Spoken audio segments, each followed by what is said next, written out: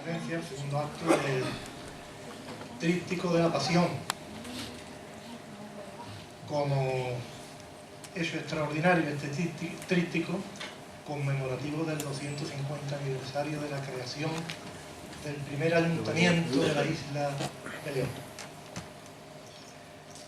Tiene la palabra el excelentísimo señor don José Enrique de Benito Dorronsoro para dar lectura al acta del acuerdo.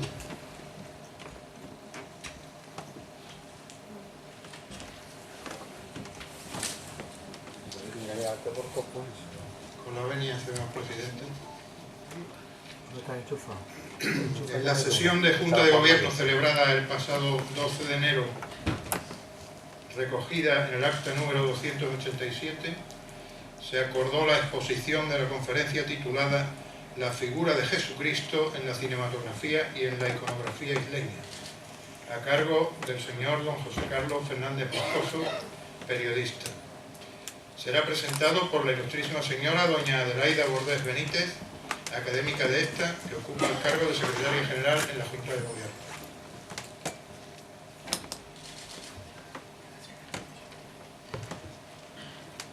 Muchas gracias, don José Enrique de Benito. Como este acto, esta conferencia está basada casi en un 100% en la imagen, una vez que vaya a dar comienzo, la mesa se trasladará a los asientos de la sala para poder verla con comodidad, con monitores y el de mucho. Tiene la palabra a continuación la secretaria general, ilustrísima señora doña Adelaida Bordés, para presentar al conferenciante.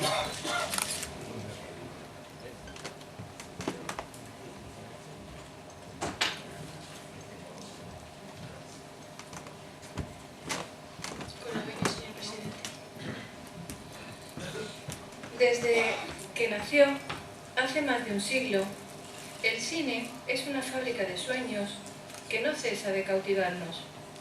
Como medio de expresión artística o entretenimiento, nos ha permitido formar parte de cuanto hemos visto proyectado en la pantalla, por lo que su impacto en la sociedad ha sido enorme.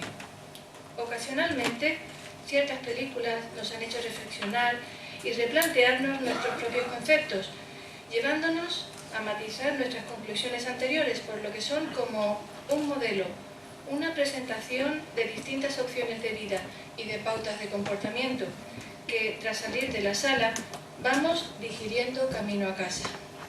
El cine es así.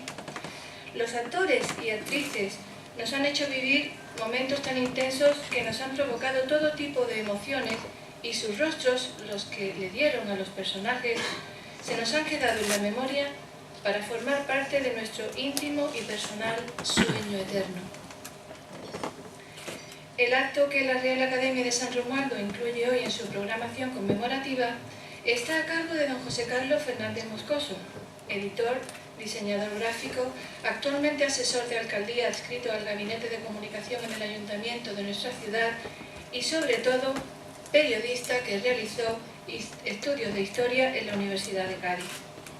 Su trayectoria profesional se inicia a la temprana edad de 20 años, llegando a ser con posterioridad director de los periódicos San Fernando Información, Cádiz Información y del quincenal San Fernando Cofrade, dedicado al mundo al que pertenece desde que nació y donde ha sido galardonado con varios premios cinematográficos. En San Fernando coordinó el que fuera periódico de la Bahía de Cádiz y el Salmón de Economía y Empresas. Ha sido colaborador de El Mundo y de la revista Pronto. Entre 2005 y 2007 fue director de medios del Cádiz Club de Fútbol, donde creó un gabinete de comunicación pionero en esta entidad deportiva, ya que al periódico y a las publicaciones habituales añadió una emisora de radio por internet, entre otros avances en la comunicación en redes. Es miembro de la Asociación Profesional de Informadores de Prensa, Radio, Televisión e Internet. Esta extensa labor periodística discurre paralela a su relación con el cine, relación que se inició poco antes de cumplir los 10 años de edad, una tarde en la que entró por el Gran Teatro Falla de la mano de su padre para ver su primera sesión. A esa hora en que los minutos empiezan a dorarse, y la luz deslumbra porque se despide. La película elegida fue Los 10 Mandamientos, de Cecil B. DeMille. 3 horas que transformaron sus dudas ante lo desconocido en fascinación. Atracción que logró mantener sentado a este espíritu inquieto tanto tiempo, aunque resulte difícil de creer. Y es que los temas religiosos han despertado el interés de muchos espectadores. Recordemos la canción de Bernadette con Jennifer Jones, Las campanas de Santa María con Bing Crosby, Narciso Negro con Deborah Kerr, Yo confieso con Montgomery Clift, Historia de una monja con Audrey Hepburn y las cintas españolas Marcelino Panivino del Ladislao Vázquez y las de Rafael Gil, La fe, La señora de Fátima, La guerra de Dios y El beso de Judas, que llegó a ser un título tan habitual en la Semana Santa española como lo fue Los 10 Mandamientos, pero 13 años después de su estreno en Estados Unidos. Desde aquella tarde, el cine forma parte de la vida del señor Fernández Moscoso, por lo que su formación ha seguido creciendo. Entre los cursos y seminarios realizados, destaca el impartido por la Universidad de Cádiz en 1991 por el doctor Vicente Sánchez Biosca, reconocido estudioso del cine español, dedicado a la teoría del montaje cinematográfico. Ha escrito crónicas cinematográficas para la revista especializada Interfilms. Ha participado y moderado mesas redondas de cine junto a destacadas personalidades como Luis García Berlanga y Paco Algora, y con escritores como José Manuel Serrano Cueto y músicos como Roque Baños. En nuestra ciudad fundó el Cineclub Metrópolis. A Radio La Isla le dedicó varios años en los que vivió momentos intensos y emocionantes, y de la que fue jefe de programación entre 1992 y 1994. Durante 16 años dirigió el programa de cine Último Estreno, con el que logró audiencias extraordinarias en toda la provincia, gracias al contenido que propiciaba la nocturnidad, porque no se concibe un programa cinematográfico si no es de noche, excepto la claqueta de Radio Marca, claro. Las entrevistas a personalidades de este arte, el contacto directo con el oyente y la música contribuyeron al éxito de este programa, que se recuerda como un referente y que el señor Fernández Moscoso tuvo que compaginar en determinadas épocas con su labor de redactor de informativos en la citada emisora y magazines sociales y culturales nocturnos también. Ha emitido en directo desde destacados festivales cinematográficos como los de Sitges, Huelva, Cádiz, Málaga y Sevilla. Ha sido asesor de la Fundación Municipal de Cultura en los actos relacionados con el cine, ciclos de sesiones golfas en la Casa de la Cultura, colaborador de sesiones originales en los desaparecidos cines de Cinesa de Bahía Sur o los ciclos de proyecciones de Isla Verano, cuyas películas seleccionaba y presentaba. Y si el cine le fascina, su música le apasiona, hasta el punto de ser casi lo único que escucha.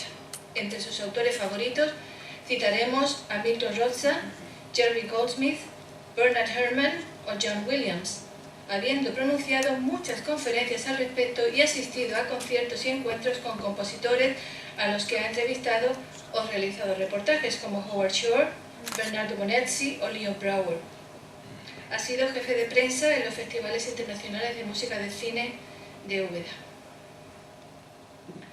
Señor Fernández Moscoso, a quien conozco ya desde hace 20 años, gracias por acordarte de mí para esta presentación.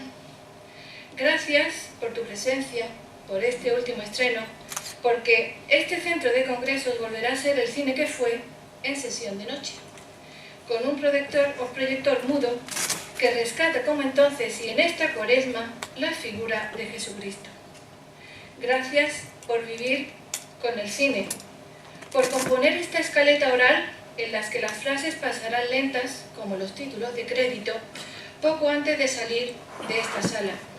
Y gracias porque nos iremos con la certeza de que podremos vivir con el cine un romance sin retorno y sin final. Si me lo permite, señor presidente.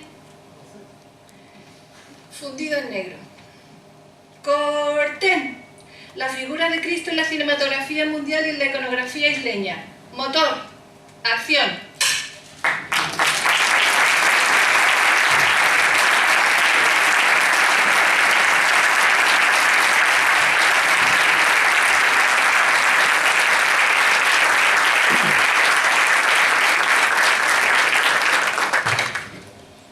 Muchas gracias, señora secretaria general.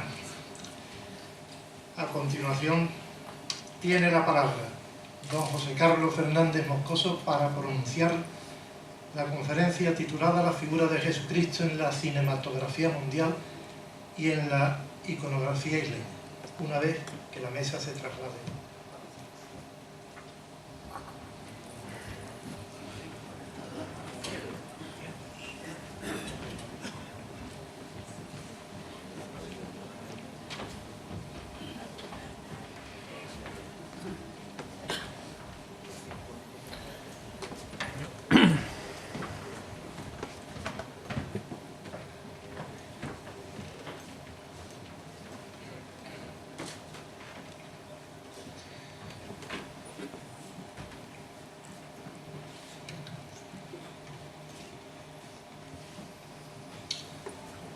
Bueno, buenas tardes a todos. Señor presidente de la Real Academia de San Romualdo, de Ciencias, Letras y Artes, representantes de nuestro Ayuntamiento de San Fernando, otras autoridades que estén presentes, académicos, señoras y señores, amigos todos, amigas, muchas gracias por haber asistido, por asistir a esta conferencia.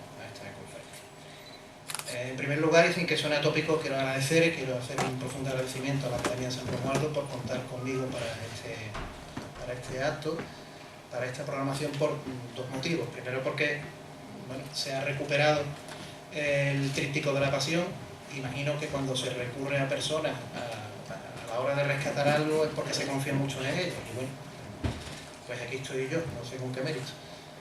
Y segundo, porque este es un año muy especial.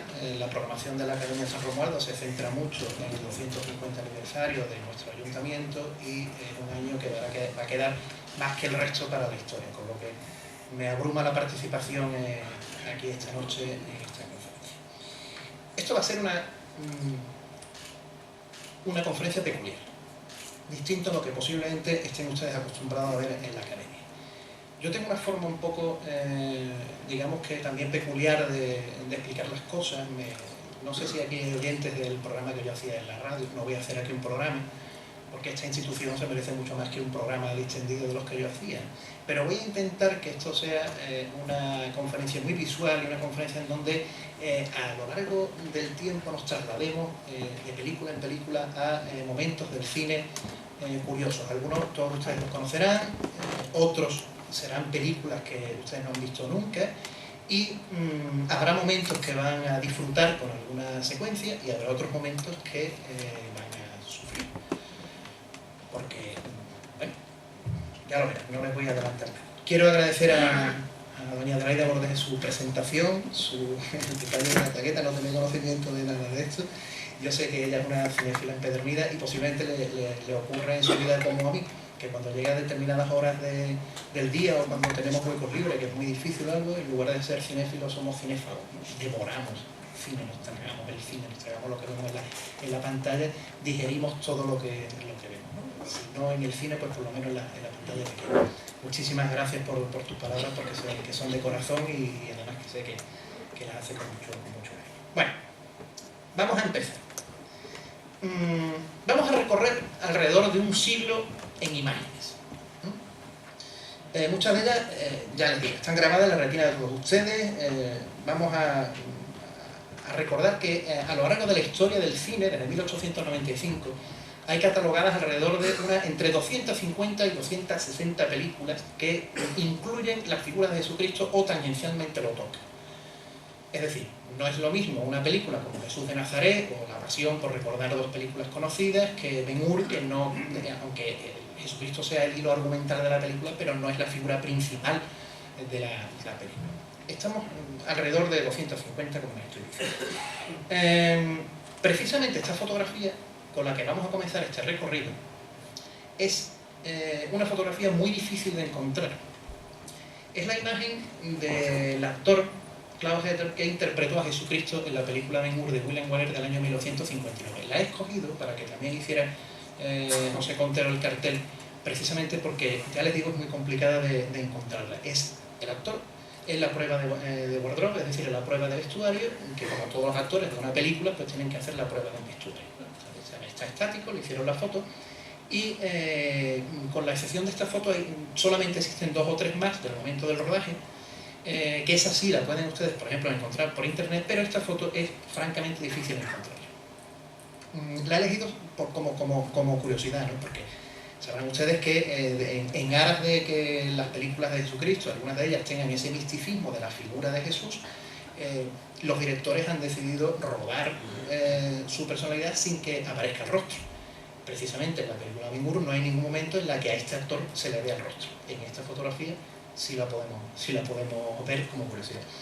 Esa foto aparece en este estuche que les he traído, que es un estuche que editó la Turner en el año 1996, en donde incluyó por primera vez de manera impresa esa fotografía.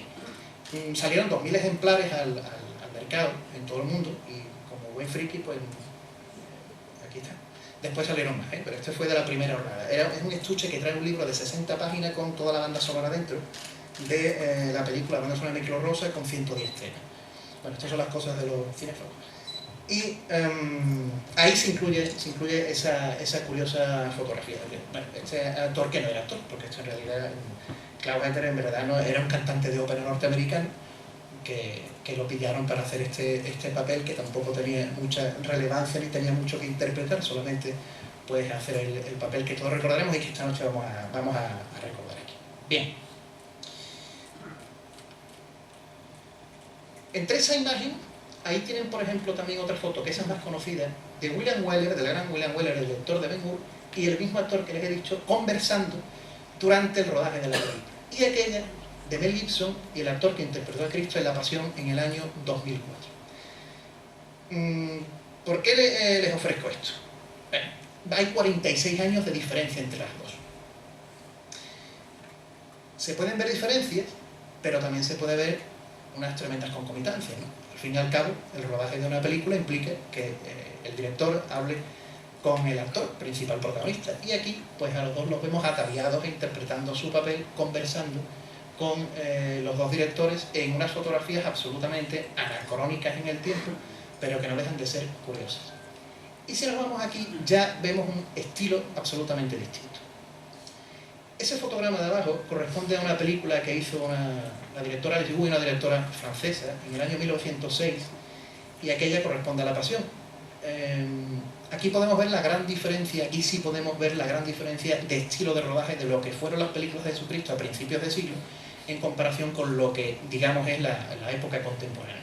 Estamos hablando de una teatralidad en donde la figura de Jesucristo no está bañada de sangre, no se ve absolutamente nada, todo es muy correcto, y aquí estamos viendo el hiperrealismo que mostró Mel Gibson en su producción. Lo que nos lleva a ver la diferencia conceptual a la hora de rodar el cine sobre Jesucristo, que ahora vamos a recorrer a través de otras películas, ¿no? Como les decía anteriormente, estas imágenes, a pesar de la crudeza, las de abajo, pues les pueden parecer curiosas y podrán ustedes recordarlas a lo largo de una conferencia en la que vamos a tener momentos en los que vamos a ver secuencias duras, lo aviso. Pero bueno, como decía Luis Eduardo Baute, el cine es sueño son, ¿no? Entonces, aunque la historia de Jesucristo fue verdadera, pero pensemos en que en realidad el cine es lo que vemos allí arriba. El cine es el sueño y el cine es rodaje, ¿no? Bien. No obstante, antes de comenzar ese recorrido, les voy a puntualizar una cosa. Conviene desmitificar la figura de Cristo como personaje ideal para trasladarlo al cine. Su atracción como personaje religioso histórico y su apasionante historia se han constituido en atractivos de peso para que directores importantes a lo largo de la historia se decidieran a realizar películas sobre su figura. Pero la verdad es que la figura de Cristo es totalmente anticinematográfica, y les explico. Estamos ante una personalidad que fulmina la principal base del cine, que es, bueno, porque es contarnos, narrarnos en imágenes algo que desconocemos como espectadores. De una gran mayoría de personajes históricos, Napoleón, Alejandro Magno, Adolfo Hitler, Julio César, se han hecho películas. Pero claro, ¿en qué película recuerdan ustedes que hemos visto a Napoleón nacer? ¿O en qué película hemos visto a Adolfo Hitler con su madre? Por poner dos personajes, ¿no? En ninguna.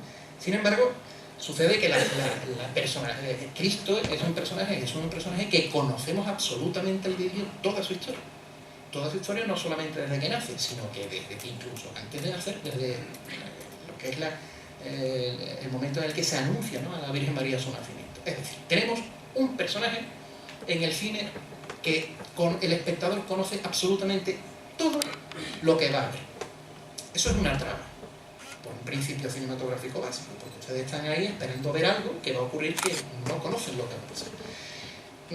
Esto lo recuerda, por ejemplo, a lo que decía Alfred Hitchcock, ¿no?, el maestro del suspense, lo que él llamaba el McGuffin, ¿no? Era un nombre que él le decía, ¿no? Digamos que era esa clave del entramado, ¿no?, ese núcleo provocador del interés del espectador por lo que en este caso incluso no cumple ni el binomio que Hitchcock explicaba a veces, ¿no?, ese binomio de espectador sabe, personaje de la pantalla no sabe. Por ejemplo, el caso que él ponía. Ustedes ven una película y están ustedes sentados y en esa película hay dos personajes que están sentados en una mesa y debajo de esa mesa hay una bomba. Esa bomba va a estallar, el espectador lo sabe, los personajes no lo saben, los personajes charlan distintivamente y ustedes están esperando que eso ocurra. Con lo que, a pesar de que el espectador conozca lo que estamos viendo en la pantalla, se produce una situación de espera tensionada que deriva en una situación que provoca un hilo argumental cinematográfico. Pero es que en el caso de Jesucristo no ocurre. Porque en este caso ni siquiera se da circunstancia, porque en el caso de Jesucristo sabemos absolutamente todo lo que estamos viendo, sabemos hasta cómo termina, si me permite la expresión. Es que termina resucitando. Y no hay otro cambio de nada, no podemos cambiar la historia ni podemos hacer...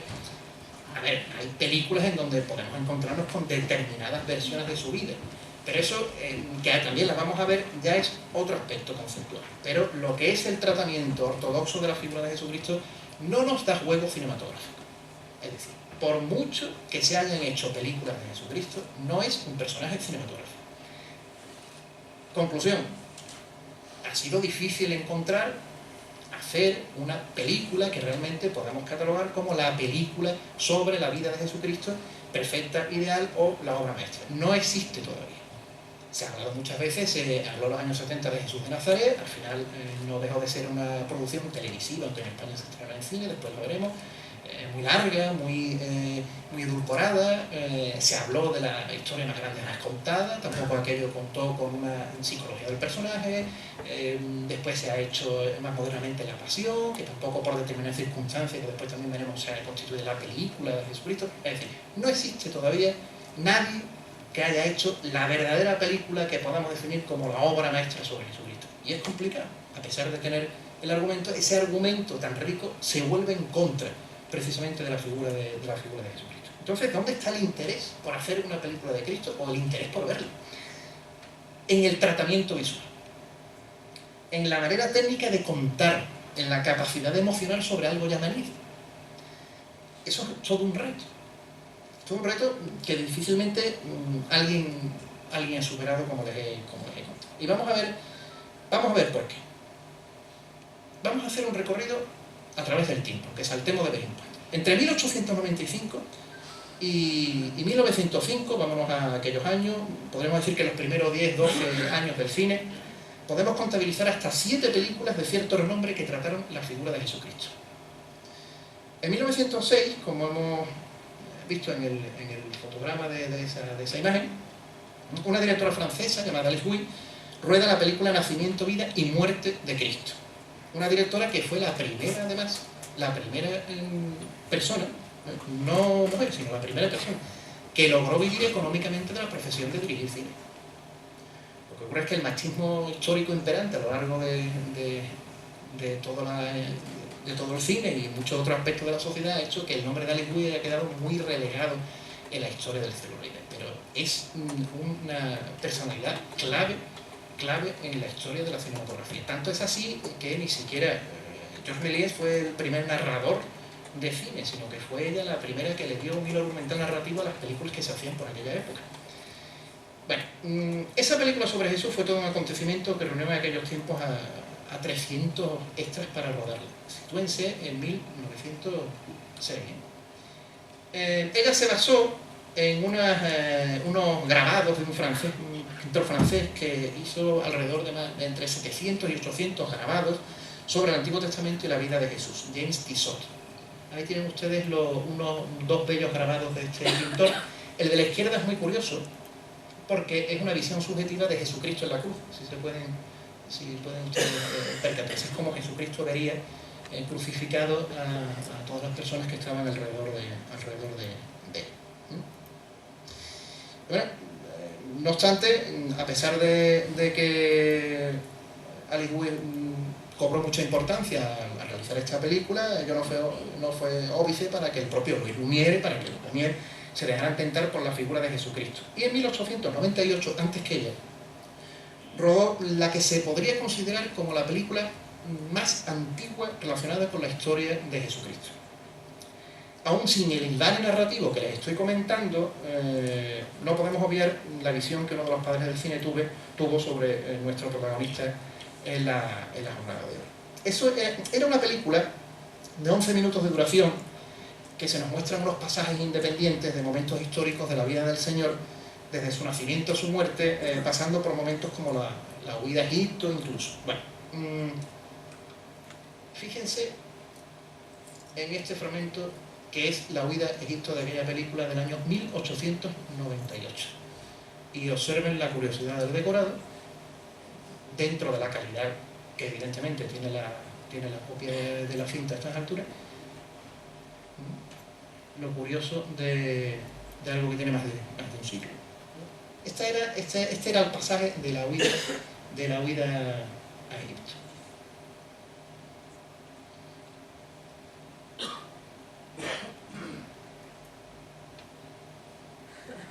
No tiene música, después entraremos en el capítulo. Bien. Bueno, en aquellos años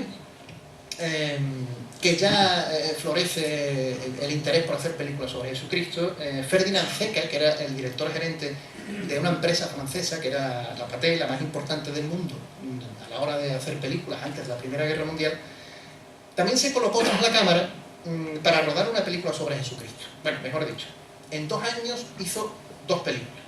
Una primera que después, a lo largo de 24 meses, profundizó en ella, la amplió ante el éxito logrado de la primera, que fue estrenada en 1905, y además no vayan a pensar que lo del coloreado de los fotogramas es algo moderno de los últimos 20-30 años.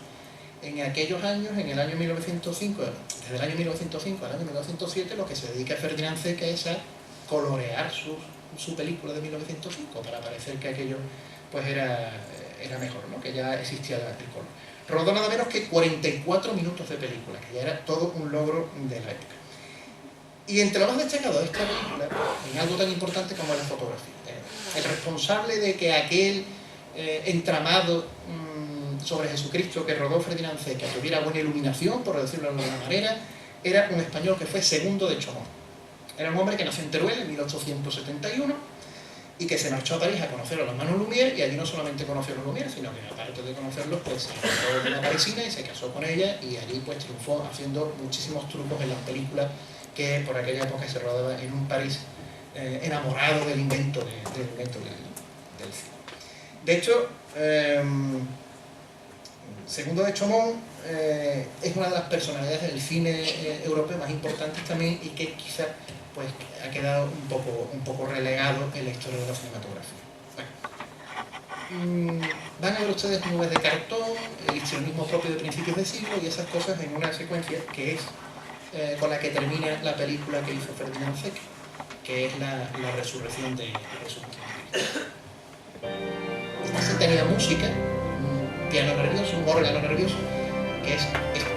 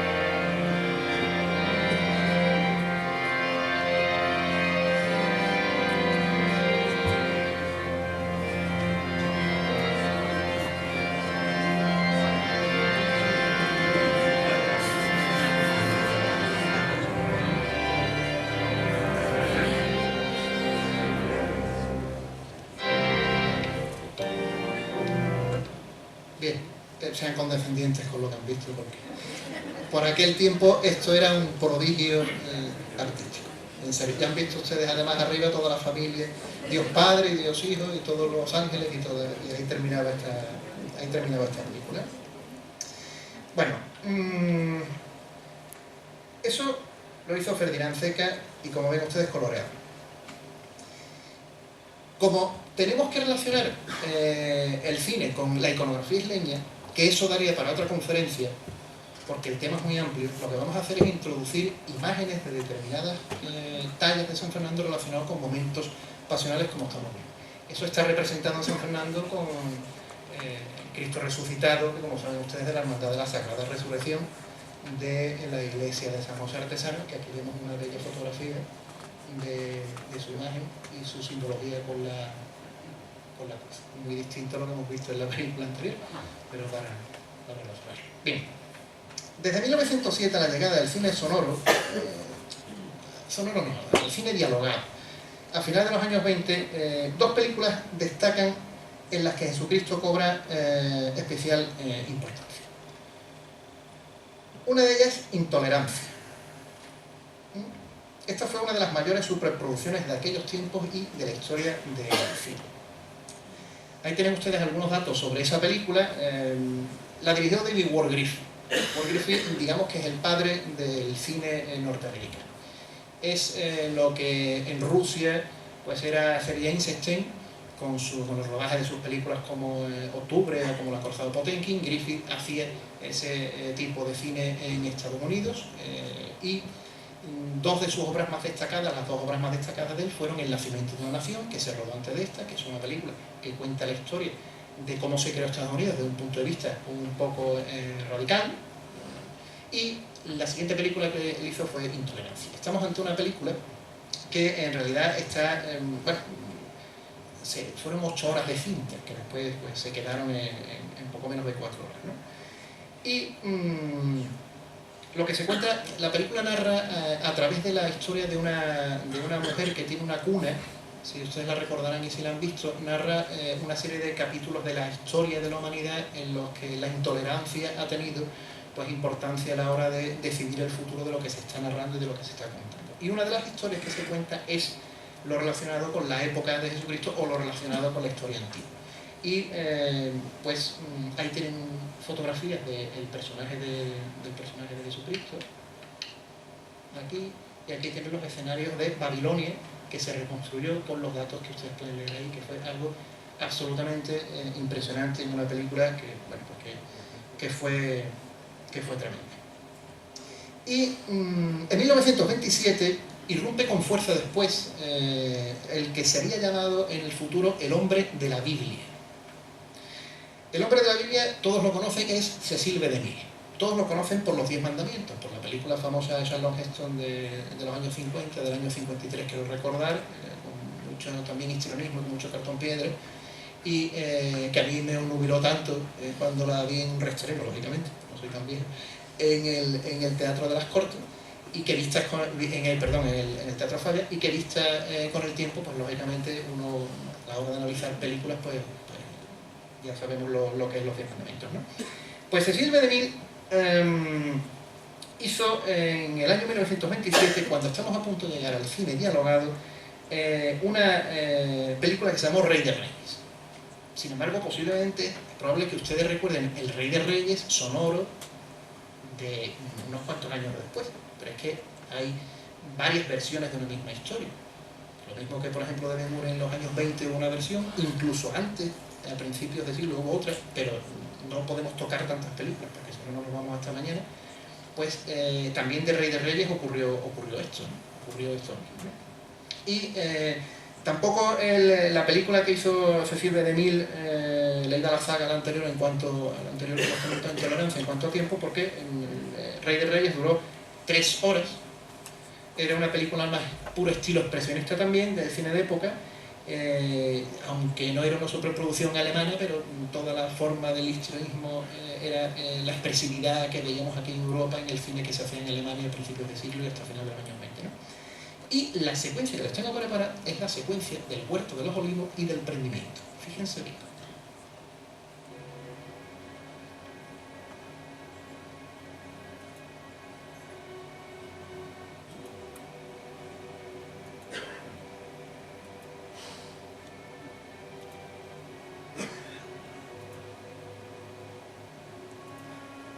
película incluye unos pasajes bíblicos.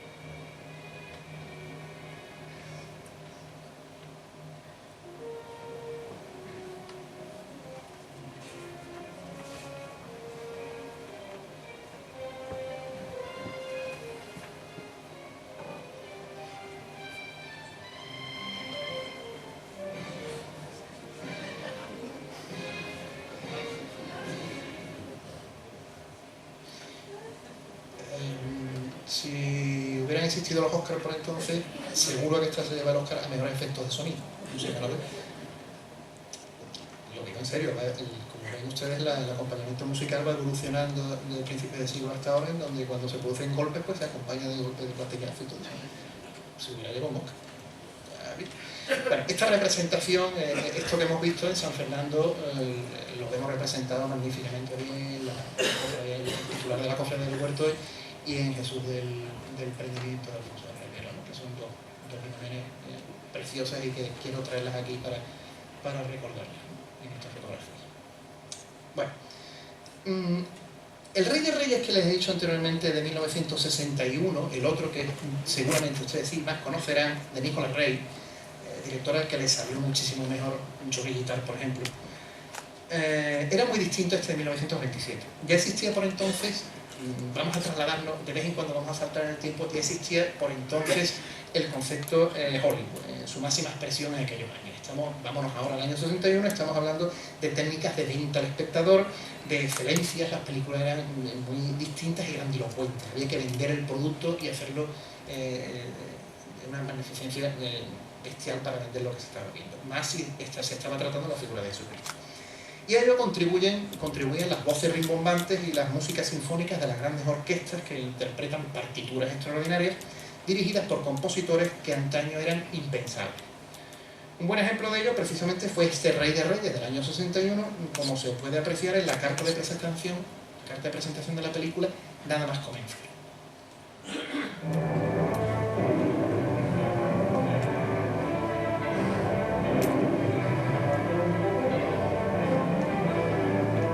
Metro Goldwyn Mayer presenta la producción de Samuel Bronson, Rey de Reyes, protagonizada por Jeffrey Hunter, Giovanna McKenna, Paul Gastier, Ron Randall, Rebecca Linford, Rita Gunn, Carmen Sevilla, Brigitte Butler, Harry Ward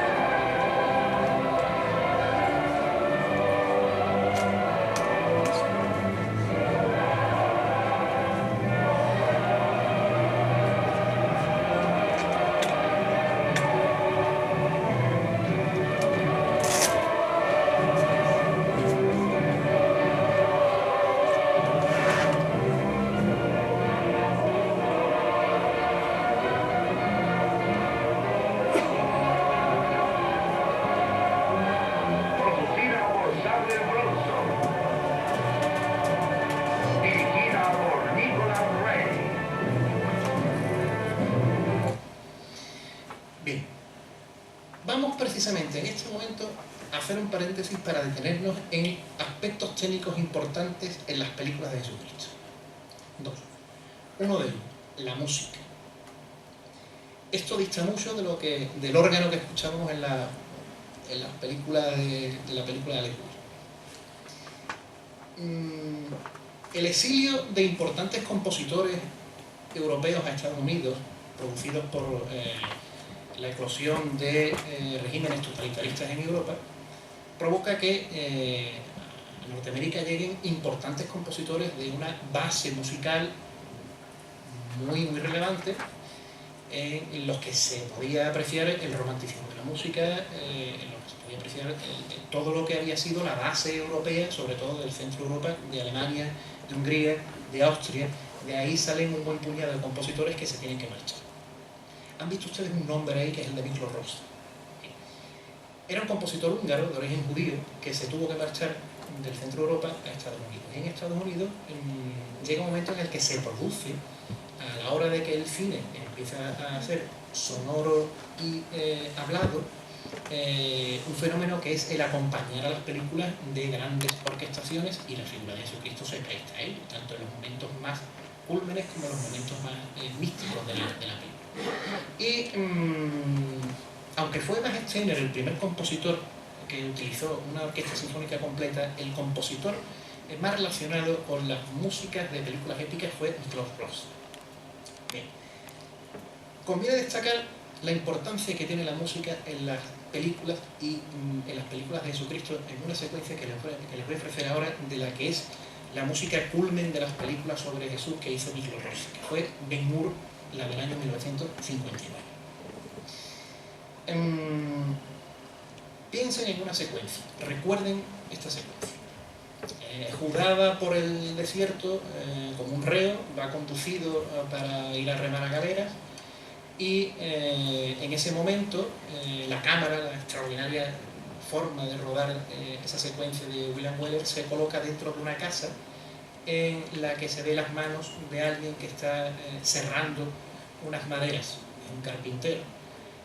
Por la ventana se ve cómo van pasando los reos, y la cámara, junto con esta persona que se ve de espalda, junto con la persona que está trabajando dentro, se coloca detrás de él, sale, y es la secuencia en la que a los presos, una serie de ancianas y de personas que había en ese momento en ese lugar, les da agua, ¿no?, a los presos para que ellos sigan pues caminando.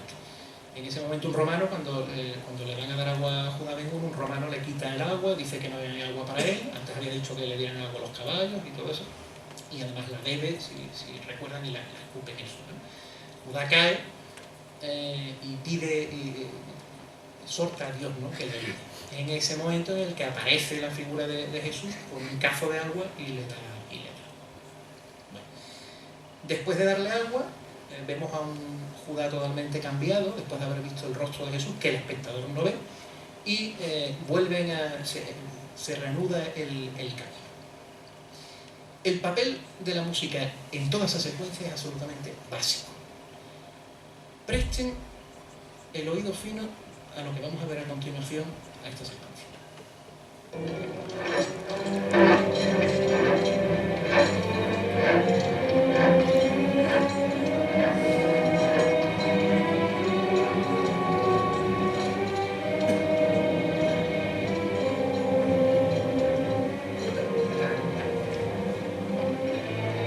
Order for the soldiers! Soldiers first! Get away from that well! The order for them!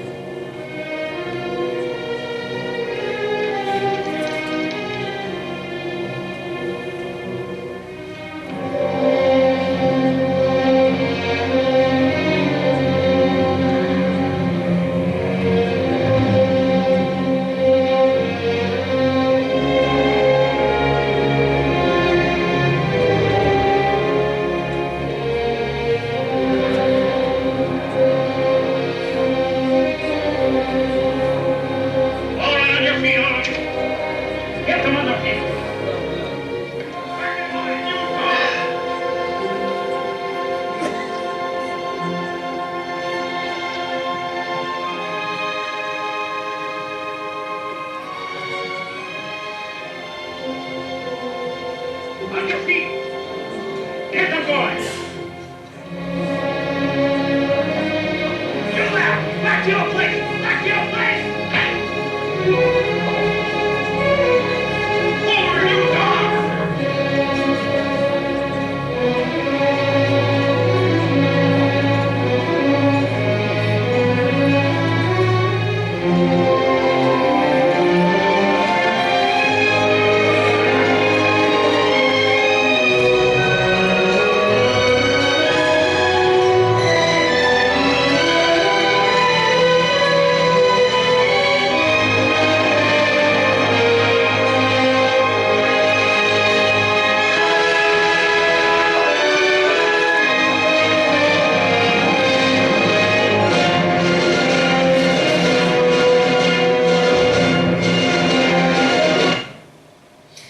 ¿Qué ocurre cada vez que aparece la figura de Jesucristo? Que suena un órgano. ¿Y cuál es el instrumento que se relaciona siempre con todo lo sacro? El órgano. En toda la película, no solamente en la secuencia. Es decir, el músico está psicológicamente jugando con el espectador, está introduciendo un elemento, su elemento sacro, a una figura sacra. ¿Qué ocurre antes de que aparezca la figura de Jesucristo? La música es grave, la música titubea, no se sabe qué está ocurriendo. Los reos van cizagueantes por el camino, la música cizaguea entre gravedades, entre notas bajas, hasta que aparece la figura de Cristo. Cuando la figura de Judá renace gracias al encuentro con Jesús y Jesús se levanta y vuelve a aparecer el romano, la música se vuelve grave de nuevo. Pero cuando Judá se levanta y vuelve a emprender el camino y aparece ese nuevo renacido Judá Ben-Hur, la música abre campo, los violines se vuelven locos, la música se vuelve exigente, es decir, es una auténtica maravilla. Es psicológicamente hacia el espectador es una auténtica joya. Esa es la importancia de la música. Si prueban a ver esta secuencia en su casa, la rescatan y la ven y le quitan el sonido, no van a experimentar esa misma sensación que se experimenta viéndola con su banda. Bueno, la música ha marcado épocas y estilos, ¿no? Porque del clasicismo que hemos visto se pasó a la influencia que tuvo la experimentación, vamos a saltar en el tiempo otra vez, la experimentación que marcaron los años 70 en el ámbito audiovisual. La música no debe ser menos y el género musical, que había estado presente en el cine casi desde sus inicios, también quiso tener como protagonista a Jesucristo. Las películas musicales pues también consideraron que Jesucristo era un personaje, una personalidad que también se le podía aplicar este concepto. Y entonces así surgió una cosa que se llamó Jesucristo Superstar, que dirigió en 1979 Norman James. Estaba basada en uno de los musicales que hizo Andrew Lloyd Webber, el compositor de Cats, del Fantasma de la Ópera, por ejemplo, y quizá Jesucristo Superstar sea por el que más ha pasado el tiempo y el más kitsch de todo. En la película tremendamente aburrida de Jesucristo Superstar, Judas no era pelirrojo, era negro. Y todo lo que rodeaba era muy setentón, muy con bailes, unos sones que en aquellos tiempos, Jesucristo Superstar no fue a los Oscars, pero por aquellos tiempos, los años 70, en los Oscars y en los galardones importantes del cine se premiaba lo que imperaba en aquellos tiempos, que era la música experimental, la música de sintetizadores. Por aquellos tiempos, por ejemplo, el propio John Williams, que todavía está afortunadamente vivo entre nosotros y ha estado nominado a los Oscars este año por La Guerra de la Galaxia, le quitó el Oscar El Expreso de Medianoche, que era una cosa hecha por los sintetizadores que hoy día es impensable, como aquello le podía quitar la estatuilla a algo sinfónico también construido con, que me parece que fue La Guerra de las Galaxias. ¿Qué ocurre? Que el tiempo influye en todo. En todas las circunstancias que rodean. En las películas de Jesucristo por los años 70 también influyen, ¿no? Y entonces pues en España Jesucristo Superstar tuvo una obra, se convirtió en una obra de teatro que todos recordarán por Camilo VI pegando gorrito, con Ángela Carrasco y Teddy Bautista, que hacía de Judas, muy significativo. Esto era... Why you let the things you did get so out of hand? You'd have managed better if you'd had it planned. Now why'd you choose such a backward town in such a strange land? If you'd come today, you could have reached the whole nation. Israel and BC had no mass communication. Don't you get me wrong. Don't you get me wrong. Don't you get me wrong. Don't you get me wrong.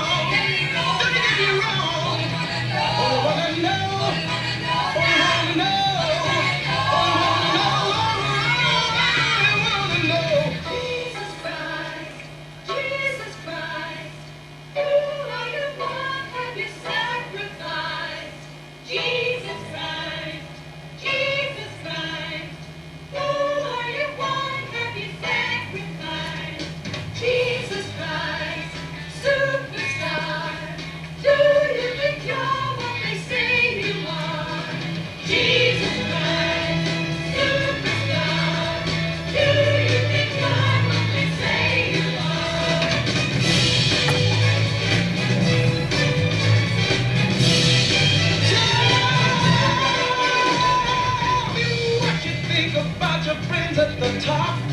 Now who'd you think besides yourself was the pick of the crop? Buddha, was he where it's at? Is he where you are? Could Mohammed move a mountain or was that just PR? Did you mean to die like that? Was that a mistake? Or did you know your message that would be a record breaker? Was it me wrong? Was it me wrong? Was it me wrong? Was it me wrong? I wanna know. I wanna know. I wanna know. I only wanna know. Jesus Christ, who are you born that you sacrifice? Jesus Christ, who are you born that you sacrifice? Jesus, I only wanna know.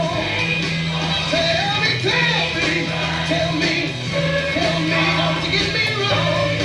I only wanna know. Jesus, I only wanna know.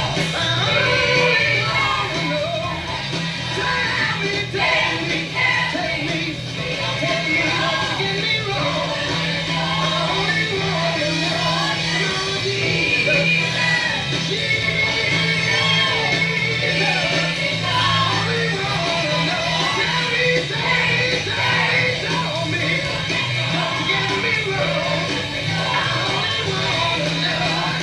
know. Jesus,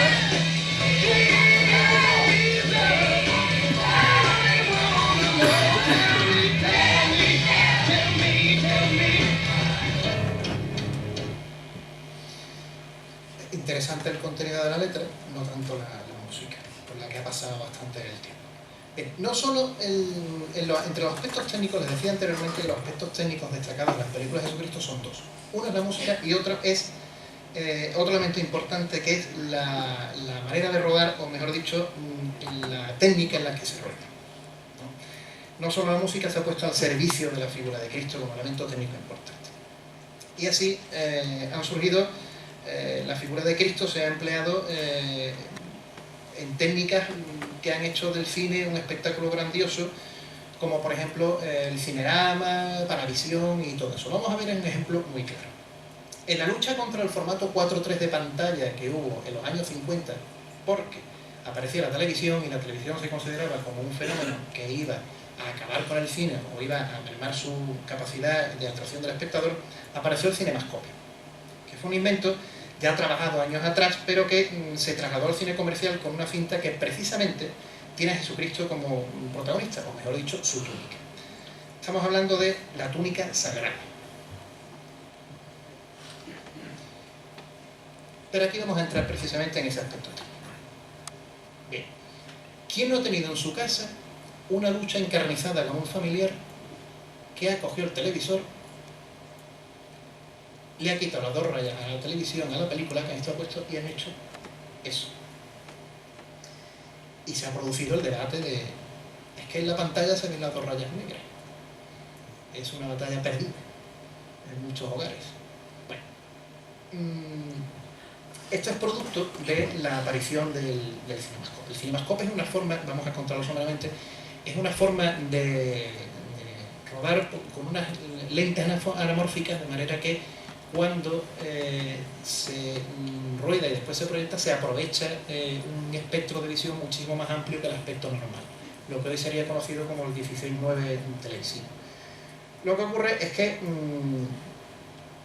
ese invento, al trasladarlo a la televisión, durante muchísimo tiempo las televisiones lo que hicieron fue rellenar, entre comillas, la pantalla para que todos pudiéramos ver en las pantallas de nuestros televisores las películas completas en la pantalla. Y entonces lo que se producía era un vicio hacia esas imágenes y las ampliábamos hacia arriba, con lo que se perdía la verdadera imagen de lo que debía hacer el cinemascope. En el cine tuvo bastante éxito por aquella época, pero después fue comido por otras técnicas que llegaron, como el cinerama, que era más complicada pero que era más espectacular. El cinerama consistía en el rodaje a través de 3 cámaras, que después a la hora de proyectar también eran 3 cámaras que se sincronizaban y el bloque de la pantalla estaba dividido en 3 partes. Si aquello no se sincronizaba, cada cosa iba por su lado, pero se trataba de sincronizar, aunque era muy difícil y muy complicado no ver la línea divisoria de las tres partes de la pantalla, pero era muy espectacular. Después se inventaron otras lentes que hicieron que la imagen que daba el cinerama solamente se diera en una, etcétera, etcétera. Pero lo que quiero destacar, para no meterme en aspectos técnicos, es que precisamente la primera película que se dirigió, o mejor dicho, que se hizo, comercializó sobre la figura, basada en el cinemascope, fue sobre Jesucristo. Y fue esta película que dirigió Henry Koster en 1953. Bueno. Y del cine patrio, ¿qué podemos decir con respecto a Jesucristo? Bueno, Marcelino Panivino, por ejemplo, ¿no? Es el más popular dentro del rosario de películas religiosas que se rodaron en un país demasiado beato durante casi medio siglo. Y Ladislao Bajda rueda una película que desde el buenismo se convierte en un producto que invita a la ternura y que desde el punto de vista cinematográfico y guionístico no deja de resumar un halo macabro, bastante negro y sorprendente.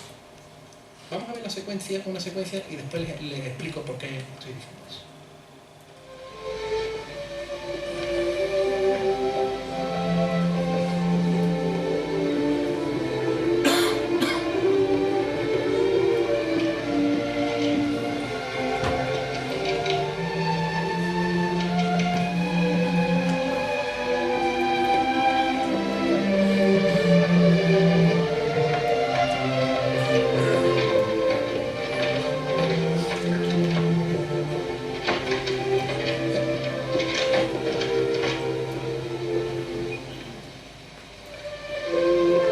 No te doy miedo.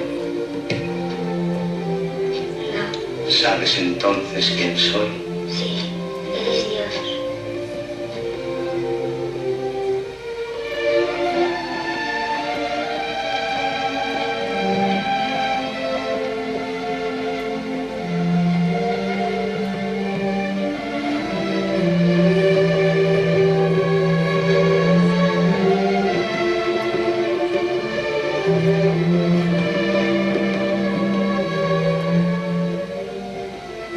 Eres un buen niño y yo te doy las gracias.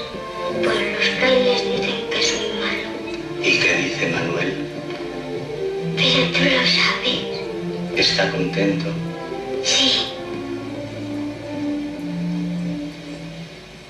Hablamos de ti.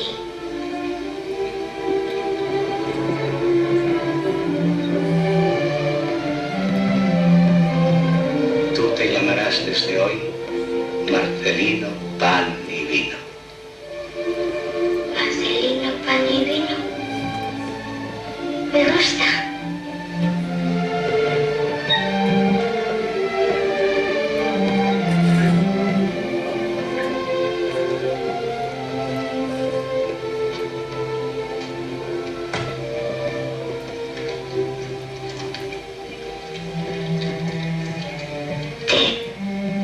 ¿Te dolía?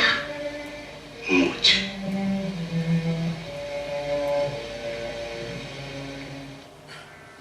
Les he puesto la película con subtítulos en inglés para que vean además que la película se exportó y tuvo incluso éxito fuera de nuestras fronteras.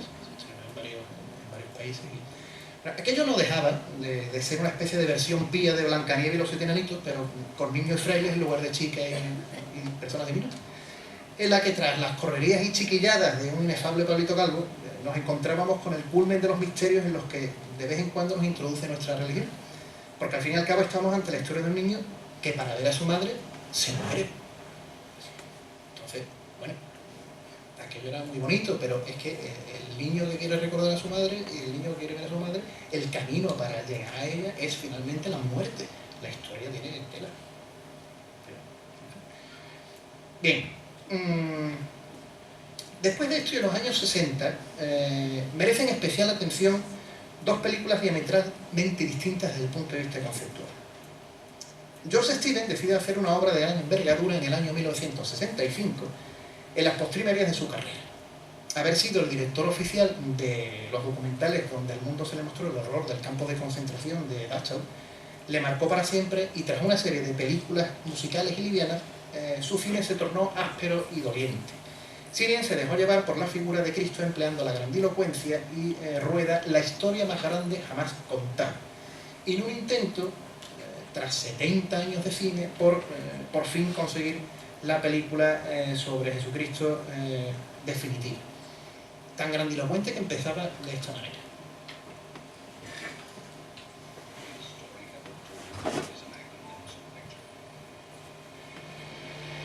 Stunningly rendered for the screen. A monumental film. It may run for 40 years. The greatest story ever told could be the most majestic production the screen will ever have. One of the greatest motion pictures yet made. Pictorially magnificent. A classic, timeless picture. Behold, I send my messenger, who shall prepare the way. Listen to the voice of one crying in the wilderness, one who's satisfied, ready to carry.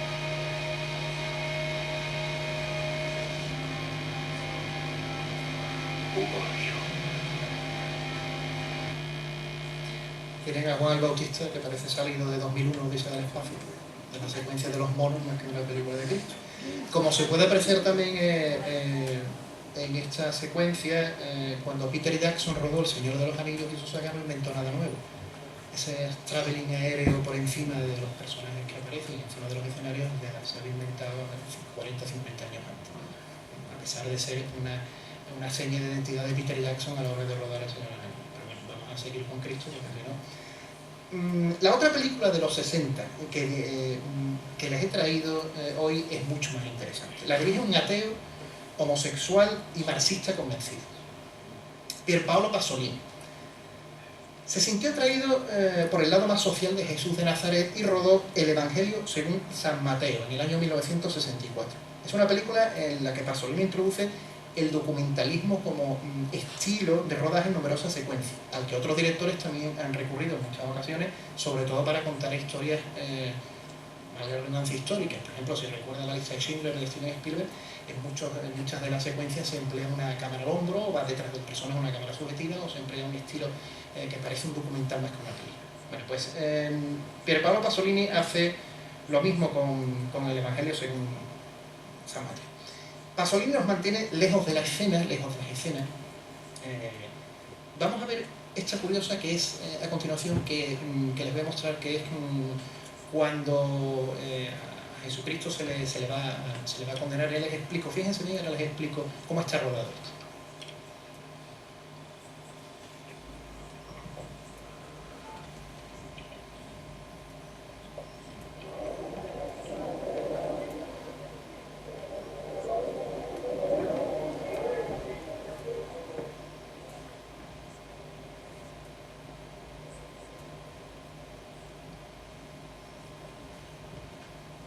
Pasolini nos mantiene lejos de la escena principal que está ocurriendo allá al fondo. Cualquier directora dejaría diáfano el tiro de cámara, pero él lo cubre de cabeza, incluso hace difícil la visión del espectador, y que nervioso busca un hueco para ver qué sucede entre todas estas... ¿Qué puedes testimoniar contra esto? Este ha dicho, yo puedo destruir el templo de Dios y reedificarlo en 3 días. Yo también le he oído decir esas cosas. ¿Y yo? ¿Nada respondes a lo que estos te ponen contra ti?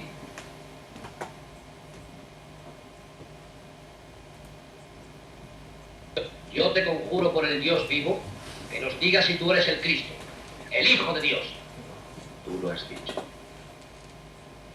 Y yo os digo que enseguida veréis al Hijo del Hombre, sentado a la diestra del Padre, venir sobre las nubes del cielo. ¡Ha blasfemado! ¡Ha blasfemado! ¡Ha blasfemado! ¡Ha blasfemado! ¿Qué necesidad tenemos ya de testigos?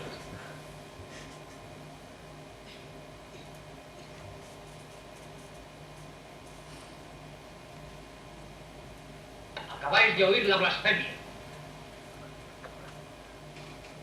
¿Qué os parece? Reo es de muerte. Reo de muerte. Reo de muerte. Reo de muerte. Reo de muerte.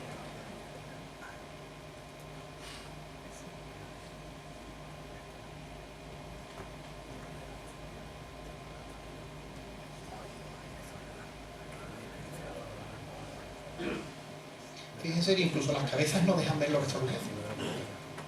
Se utiliza como recurso cinematográfico ese nerviosismo de la cámara y esa visión brutalmente subjetiva de lo que está sucediendo.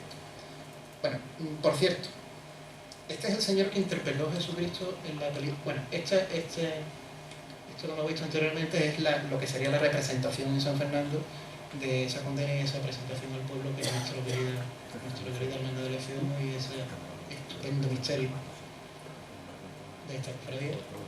Y este señor que ustedes ven aquí, Enrique Irazoqui, es aquel que es el que interpretó a Jesucristo.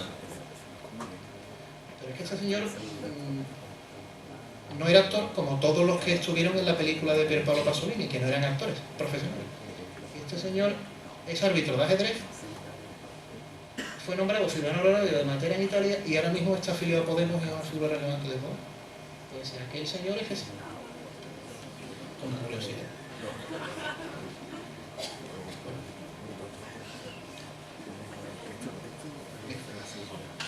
Su voz no era la que aparece en la película, sino la del actor Enrico María Salerno, para militar. Y nos disponemos a afrontar los años 70 y 80 con controversia, especialmente en los años 80. Vamos a pararnos antes, en el año 1977, que es de los años 70 la película más emblemática y significativa. Les hablo de Jesús de Nazaret. Un film que dirigió el ultracatólico Franco Zeffirelli, que no dejó de ser una sucesión de estampas a mayor gloria, aparte de Cristo, del actor Robert Powell, que gustó mucho a las féminas, y que en realidad se rodó para televisión y que duraba 6 horas y media. En España se estrenó en el cine, se estrenó en 2 partes. Yo recuerdo haberla visto en Sevilla. La primera parte se quedaba quiero recordar, la bienaventuranza, y después llegaba todo lo que era la pasión. En eso eran años convulsos de cambios estéticos destacados en los que Zeffirelli se queda solo en lo visual, sin tocar lo conceptual, ni siquiera en su banda sonora, porque recurrió a Maurice Jarre, y Maurice Jarre lo que hizo fue una composición muy al estilo de la grandilocuencia de los años 50, de lo que hemos escuchado anteriormente, cuando en esta década y en el año 77 lo que estaba sonando era pues, la música experimental de Pink Floyd, por ejemplo, o la propia de Jesucristo Superstar que hemos visto anteriormente. Eso sí, curioso, porque Franco Zeffirelli fue ahí muy ortodoxo a la hora de lo que conocemos cuando Jesucristo cargó con la cruz, que como prácticamente ya está demostrado, no fue con tal cruz, fue solamente con una de las partes de ella, ¿no? Y ahí sí lo muestra Franco Zeffirelli en su película, y una forma muy peculiar de colocar las cruces y de colocar los crucificados que vamos a ver.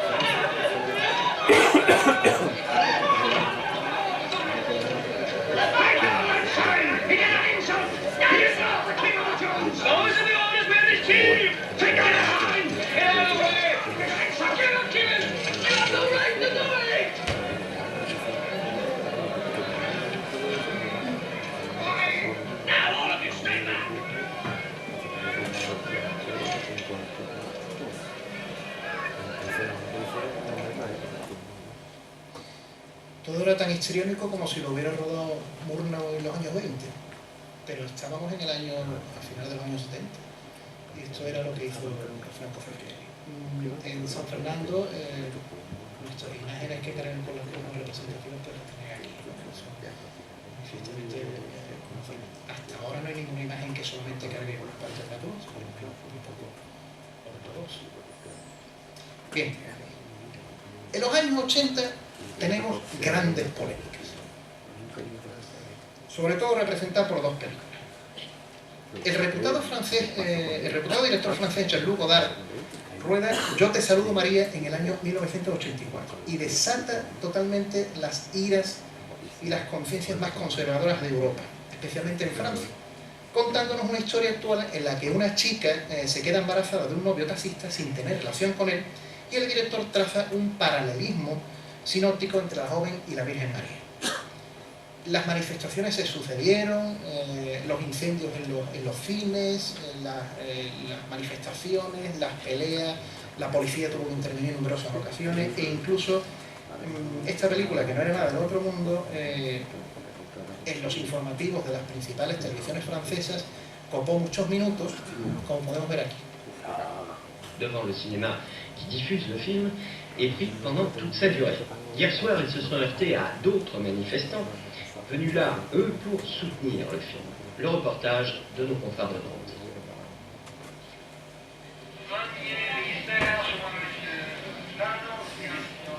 Le scénario est toujours le même. Chaque soir, depuis une semaine, une poignée d'intégristes installe un hôtel improvisé devant le cinéma 14A.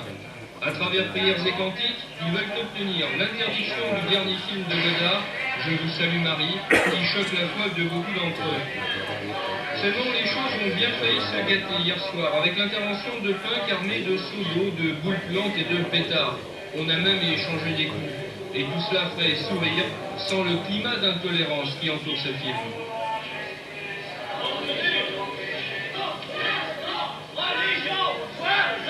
Religion! Vous l'avez vu? Non, je ne l'ai pas vu. Et je n'irai pas le voir, je n'irai pas donner de l'argent pour un film que je réprouve. Mais par contre, je connais des personnes qui me l'ont raconté, dans les moindres détails, ça me suffit. La religion, ils en restent comme ça, alors qu'ils restent dans leurs églises, qui ne viennent pas mettre dans la rue ou quoi que ce soit. C'est pas une forme d'intolérance, il y a simplement que il y a des églises qui sont faites pour la messe. Moi je respecte les gens qui croient, mais ce film il n'a pas à être, ils n'ont pas à vouloir l'interdire.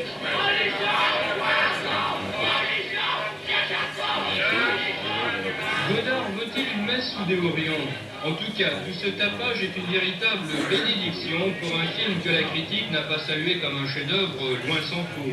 Il a déjà fait 3000 entrées au 14A, un bon score pour une ville comme Nantes. Je vous salue Marie semble donc promis à une carrière commerciale inespérée. Ce n'est pas ce que voulaient les intégristes, mais ils n'ont pas l'intention de céder le terrain. Ils reviendront ce soir.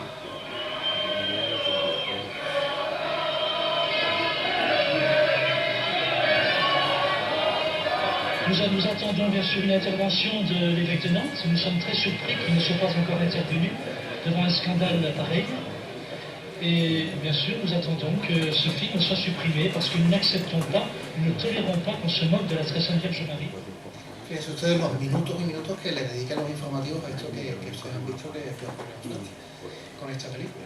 Y nada más y nada menos que era Jean-Luc Godard. De todas maneras, la película más polémica de la década de los 80 y posiblemente de la historia del cine relacionada con la figura de Cristo fue La última tentación de Cristo. ¿Por qué? Bien, la iba a rodar Steven Spielberg en un principio con Robert De Niro haciendo de Jesucristo, pero Robert De Niro le dijo a Spielberg que él no estaba preparado para interpretar la figura de Jesús. De hecho, Robert De Niro es un tipo que se mete mucho en los papeles y antes de encarnar cualquier personaje se va a cualquier sitio, se va a un sitio meses antes y se lo prepara. Y él decía que no estaba preparado para interpretar el papel de Jesús. Spielberg desiste al final y lo coge otro de los grandes directores del cine contemporáneo como es Martin Scorsese. Ambos vieron un enorme interés en la novela de Nikos Kazantzakis que se llamaba La última tentación de Cristo. La verdad es que la historia es muy interesante y ahí sí vemos una vuelta de tuerca a la historia habitual de Jesucristo. En resumidas cuentas, lo que nos contaba la última tentación de Cristo, el libro, lo que nos cuenta la película, es la historia de Jesús, que, curiosamente, tiene un taller y se dedica a hacer cruces para los romanos. En el taller él hace cruces por encargo, los romanos le pagan, y él hace cruces para los reos de muerte. Entonces Jesús es una figura que no es muy querida entre el pueblo judío.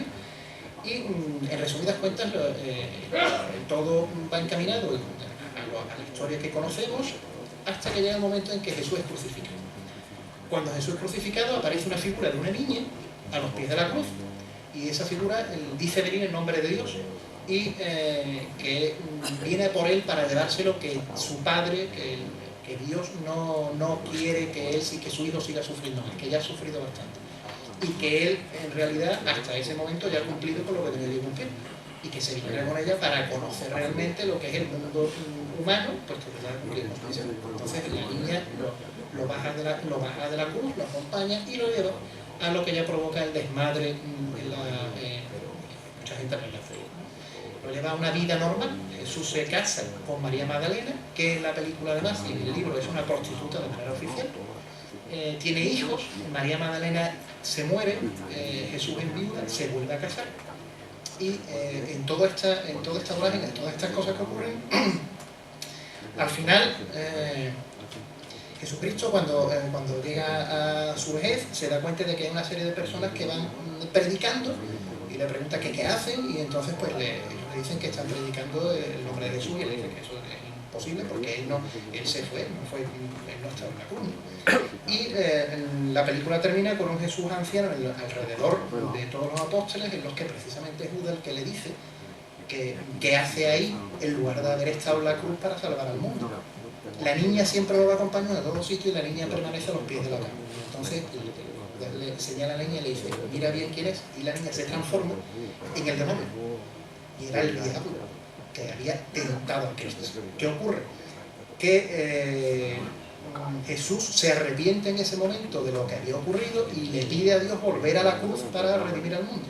De manera que la película termina con Jesucristo volviendo a la cruz, se retrotrae la historia de la cruz, y él muere feliz porque él lo que hace es morir por la humanidad.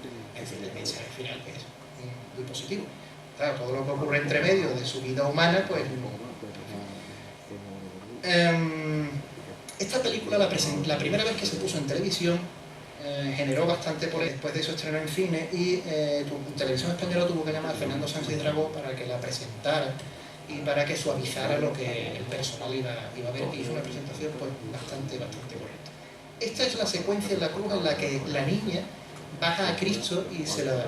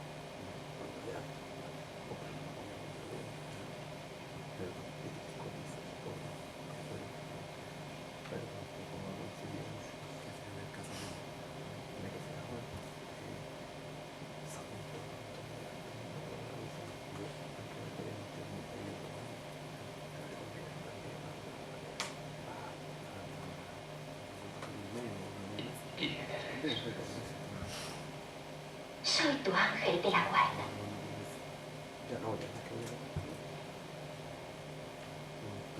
Tu padre es el Dios de la misericordia, no del castigo. Él te vio y dijo, ¿no eres tú su ángel guardián?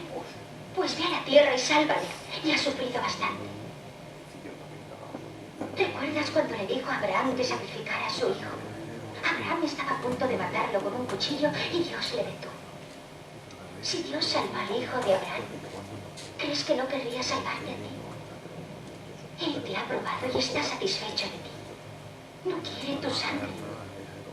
Él dijo que muera en un sueño, pero que viva su vida. Es real. Sí, pero no sufrirás más. Ya es suficiente.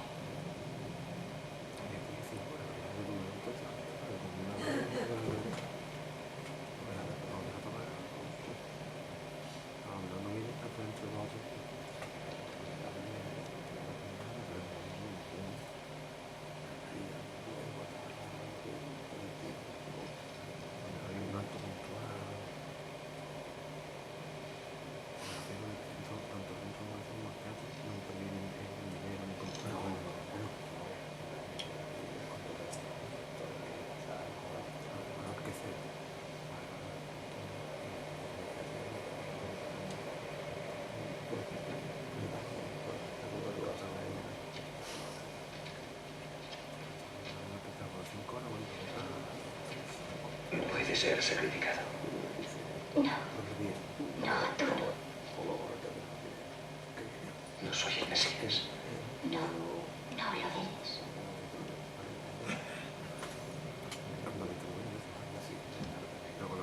Pero ¿y los otros? No mires atrás. Dios te ha dado la vida. Mira hacia adelante. ¿Dónde están los discípulos? Se asustaron y huyeron.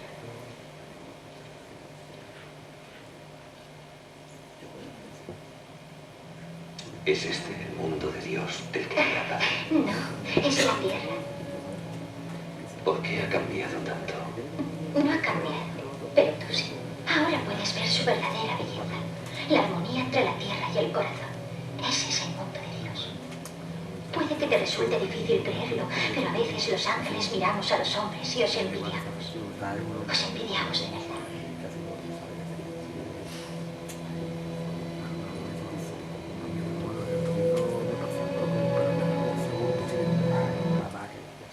Esta era la última tentación de Cristo, por eso se llamaba así.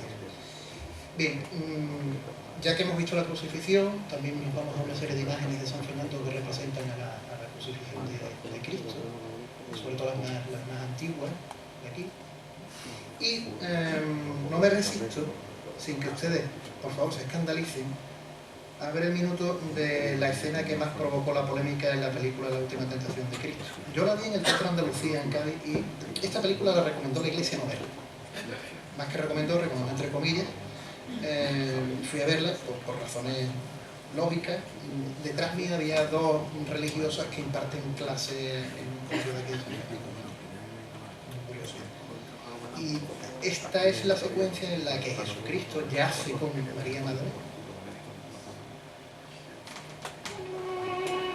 Por cierto, la música es de Peter Gabriel, que es una auténtica obra maestra. Se marchó a Palestina 6 meses a componerla.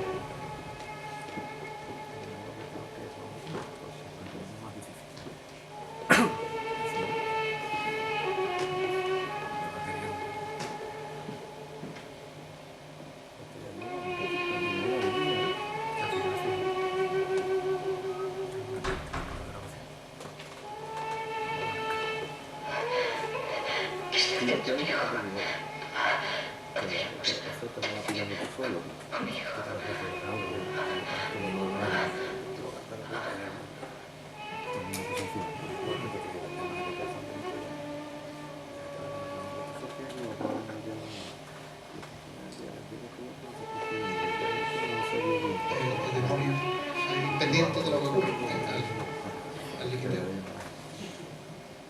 Este es el producto del tema. Lo dejamos ahí. Bueno, recta final. Ya la verdad es que me quedan 2 horas y media.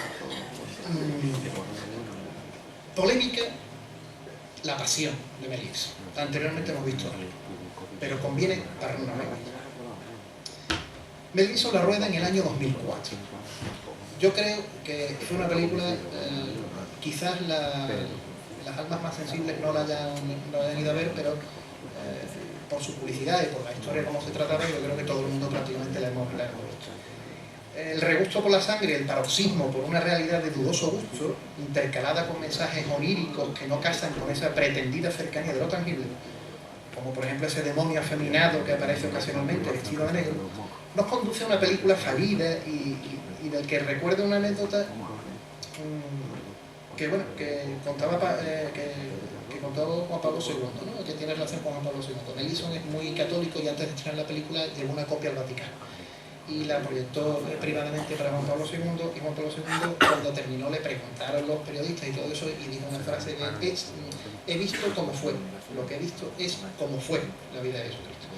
Por aquel tiempo yo escribí y hablé del tema y dije que no me parecía que la película La Pasión sea como fue, entre otras cosas porque ni siquiera Jesús va con la cruz como históricamente ya fue demostrado, ni ese tampoco regusto por lo ocurrido fue así, ni tampoco esas figuras que he dicho oníricas que aparecen en la película me parece que muestren una realidad de lo que era la historia de Jesucristo, ¿no? Como no coincide con lo que decía el Papa Juan Pablo II, me mandaron un correo insultándome y llamadas al programa del cine, etc. Vamos a ver algo muy violento, les advierto. Vamos a recordar la secuencia de los latigazos de Cristo en la cruz. Lo digo por si hay alguien muy sensible en la sala. Esto lo he puesto yo en varias conferencias y hay quien se ha salido. Si puede ser ya no. Vamos a recordarlo y vamos a ver esa figura también que aparece en medio para que ustedes mismos juzguen o por lo menos lo recuerden. Es muy poco.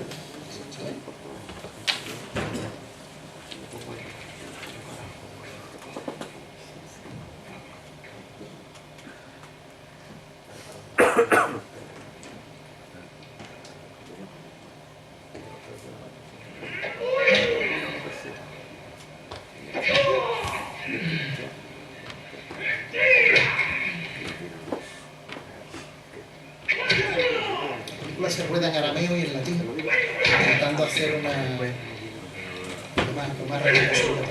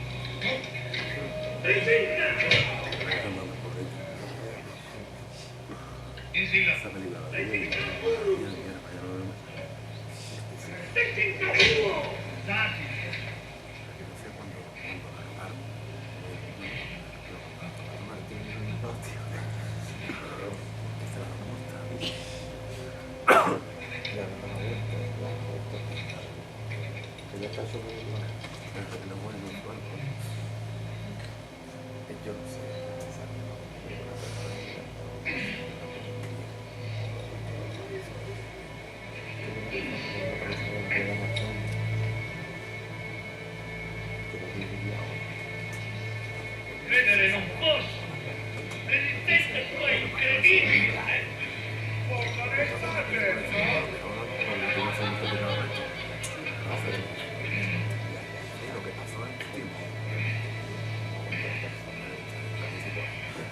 Contate il flagello!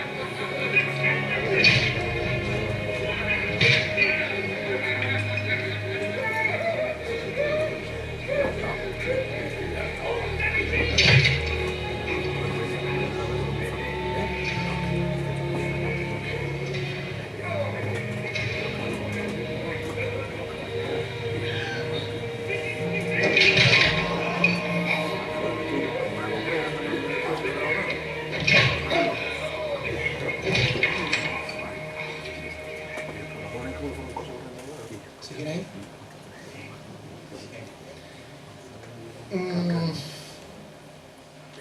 Dos últimas películas.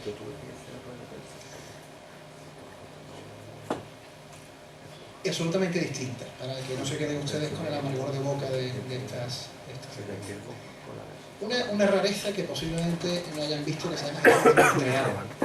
Esta se rodó en el año 1989, es canadiense, la rodó un director llamado Denis Arcand, que compitió en los Oscars como mejor película. Fue nominada a mejor película de habla no inglesa en el año 89, pero competía con Cinema Paradiso. Y lógicamente pues ganó Cinema Paradiso. Lógicamente porque es una película mucho más bonita que Jesús de Montreal, que no deja de ser una película interesante. Antes de esto, por cierto, que no se nos olvide que esta es la espalda de nuestro Cristo, el Señor de la Columna de Guía, que también es, por si nadie se había fijado, que también es muy ilustrativa y muy significativa de lo que acabamos de ver. O sea que aquí tenemos cerca también representaciones muy reales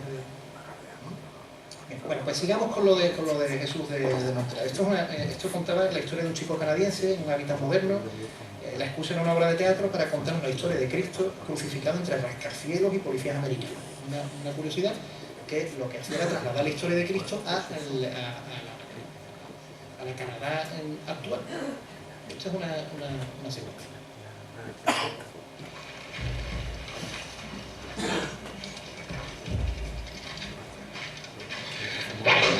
La flagellation avait pour but d'accélérer la mort. Les crucifixions étaient fréquentes. Il y en avait probablement chaque semaine à Jérusalem. Celle-ci n'avait rien de particulier, un vague charlatan. À cette époque, la vie était courte et brutale. Il devait bien y avoir une petite foule comme ici ce soir. Les exécutions ont toujours été des spectacles populaires. C'est comme pour les accidents sur les autoroutes. Il y a toujours des amateurs. On commença à pratiquer la crucifixion 6 siècles avant Jésus-Christ. C'était un adoucissement des mœurs. Les Assyriens le préféraient l'empalement. À Babylone, Darius, le roi de Perse, avait crucifié 3000 opposants à sa couronne. Après le siège de la ville de Tyr au Liban, 2000 soldats furent crucifiés au bord de la plage.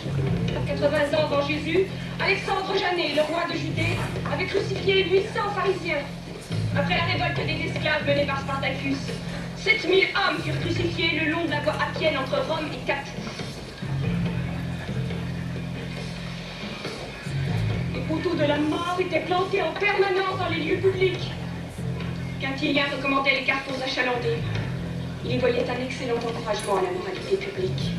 La pitié voulait que le condamné porte lui-même la barre transversale de sa croix.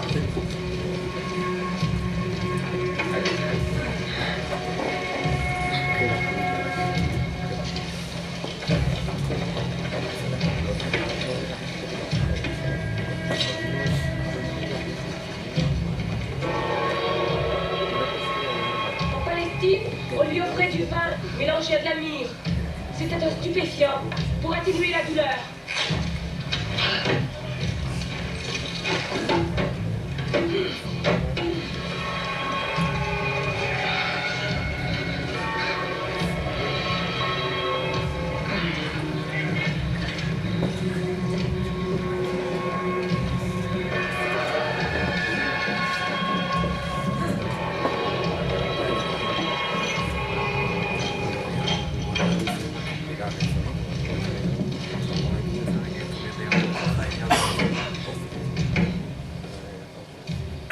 Et après tout cela, le condamné craignait la mort.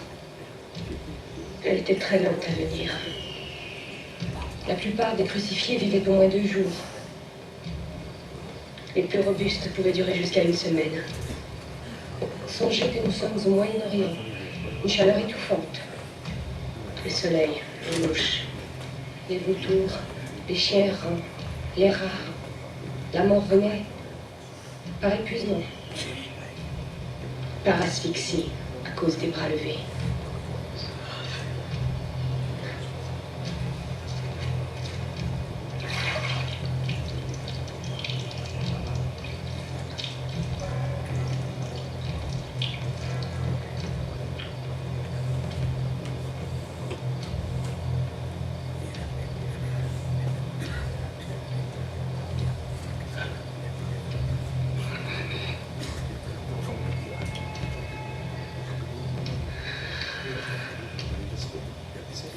Très souvent, les Romains laissaient les cadavres se décomposer sur leur toit. Mais cette coutume répugnait aux Juifs. La crucifixion était un spectacle si effrayant que les chrétiens ne le représentaient jamais.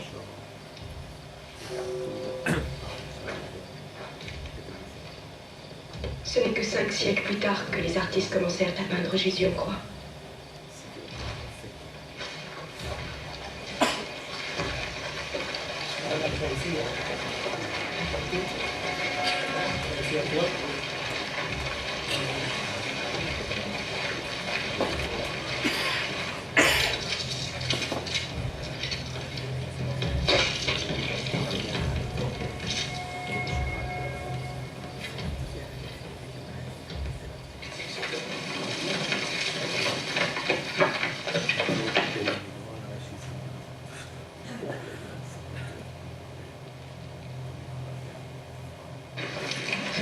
Dernière station, attention al escalier y está a pic.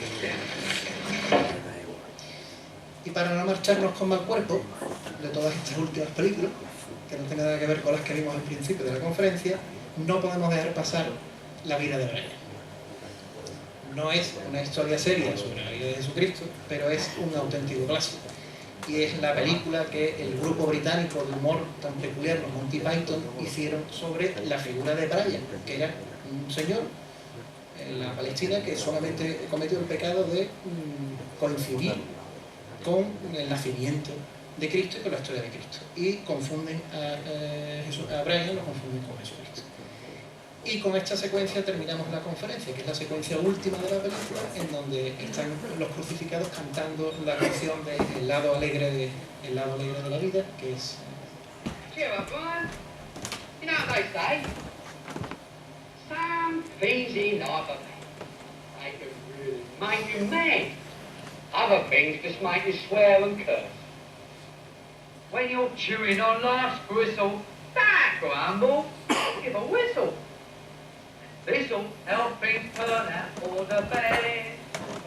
Hey, always look on the bright side of life. Always look on the light side of life.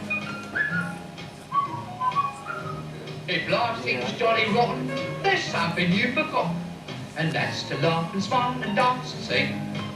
When you're feeling in the dumps, don't be silly chumps. Just purse your lips and whistle, that's the thing. They always look on the bright side of life. Come on! Always look on the bright side. Y lo dejamos. Muchísimas gracias.